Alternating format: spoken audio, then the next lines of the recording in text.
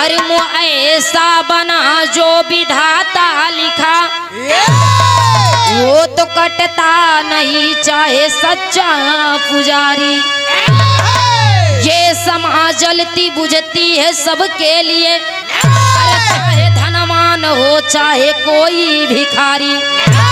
सात भावर का कैसा करिश्मा बना, अरे बीच माड़ों में बैठी है सिंदूर को डाल।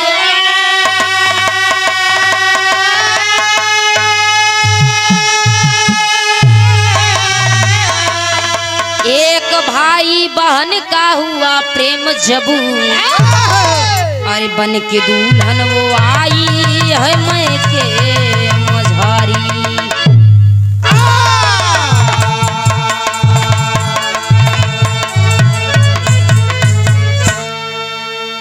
कर्म ऐसा बना जो विधाता लिखा, वो तो कटता नहीं चाहे सच्चा पुजारी। ये समाज जलती बुझती है सबके लिए, चाहे धनवान हो चाहे कोई भिखारी। सात भावर का कैसा करिश्मा बना, बीच माड़ों में बैठी है सिंदूर को डाली। एक भाई बहन का हुआ प्रेम जब, बन के दुल्हन वो आई है मायके मझारी।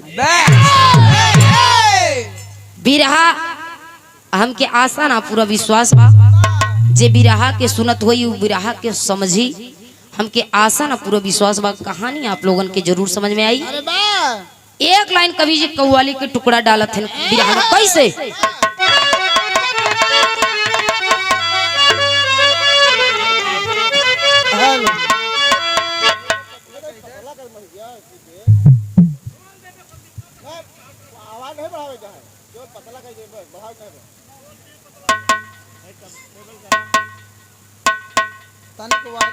वाह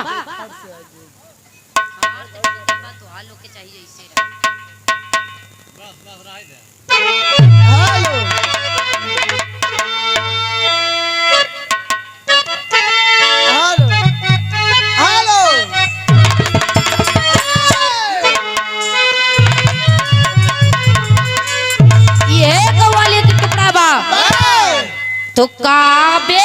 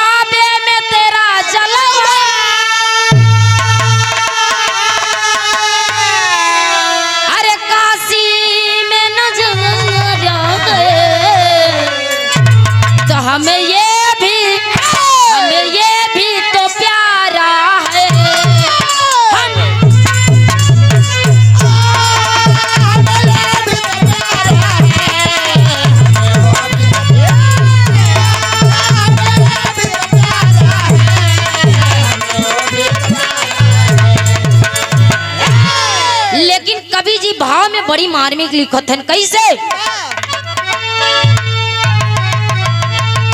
तो क्या नींद, क्या नींद में थे ब्रह्मा, लिखे ऐसी कहानी।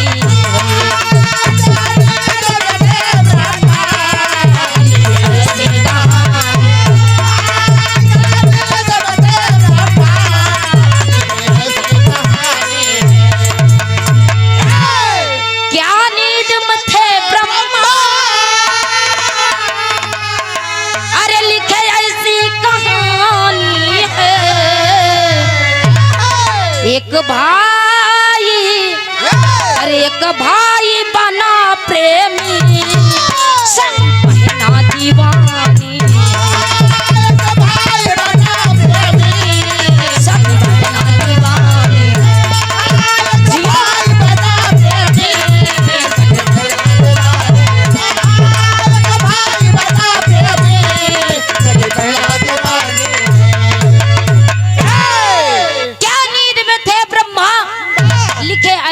कहानी है, एक भाई बना प्रेमी, सगी बहना भी दीवानी है। सीटी ने दे साहब कहानी के हमारे यहीं से शुरुआत बा, नजम के भाव लगा था कैसे।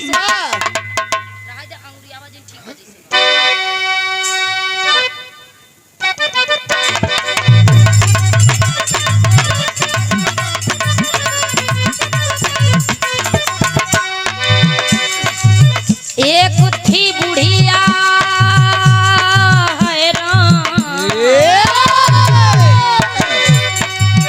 एक थी बुढ़िया रोज वेद शास्त्र पढ़ती थी, बताऊं जोड़ बन सबसे यही कहती थी।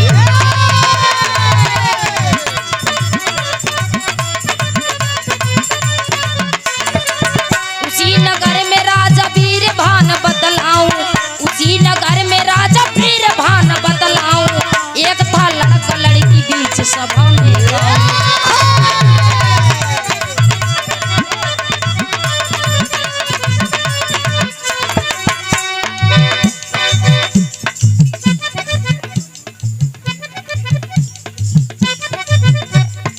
और बड़े भैया JP Yadav UP 36 committee team की तरफ से सुंदर 100 रुपए का महान आशीर्वाद, तहे दिल से धन्यवाद व आशीर्वाद की चाह रही हूँ। एक दिन लड़का लड़का हो, एक दिन लड़का घोड़े पर सुन टहलता था, एक दिन लड़का घोड़े पर सुन टहलता था, जाके बुढ़िया के पास सुन के यही कहता था।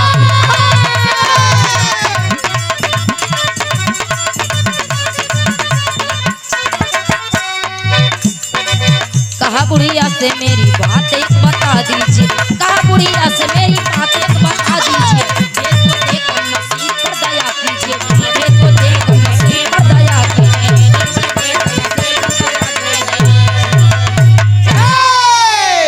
कहानी की आप लोग समझ ले, एक नगर में एक बुढ़िया रहे, वो बुढ़िया एक ठू बड़ी से बाग रहे, सीटी न दे साहब।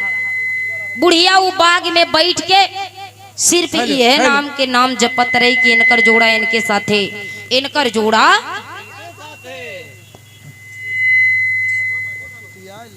Hello hello.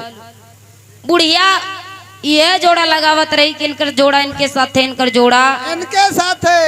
उसी नगर में एक रतन सेन राजा रहले, जो ने राजा के एक ठू बिटिया एक ठू बेटवा बा। बेटवा के नाम बा वीर भान, बिटिया के नाम बा बिमला। बेटवा बहन बा 15 साल के।